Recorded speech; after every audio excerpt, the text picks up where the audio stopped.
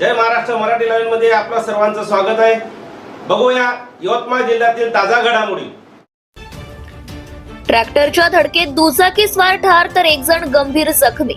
ब्राह्मणगाव ते कोपरा बोरी या महामार्गावर आज दुपारी सुमारे 12:15 वाजताच्या दरम्यान माणकेश्वर फाट्याजवळ भीषण अपघात झाला असून ट्रॅक्टरच्या धडकेत एक मोटरसायकल स्वार जागीच ठार झालाय, तर एक जण गंभीर जखमी झाला असून त्याला पुढील उपचारासाठी नांदेड येथे हलवण्यात आले आहे।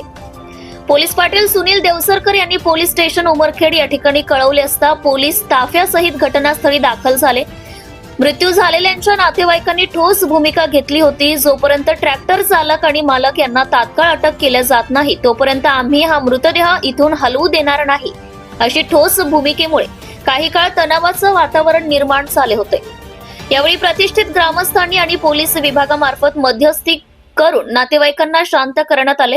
तसेच ट्रॅक्टर चालकाला ताब्यात घेतल्यानंतर मृतदेह उमरखेड या ठिकाणी शासकीय रुग्णालयात त्या ठिकाणी शवविच्छेदनासाठी नेण्यात आला असून उपविभागीय पोलीस अधिकारी हनुमंतराव गायकवाड यांच्या मार्गदर्शनात पोलीस निरीक्षक शंकरराव पांचाळ तसेच पीएसआय योगेश जाधव, पीएसआय सागर इंगळे, पीएसआय अमर खिल्लारे, एएसआय दिलीप चव्हाण, पीसी नितेश लांडे हे पुढील तपास करीत आहेत।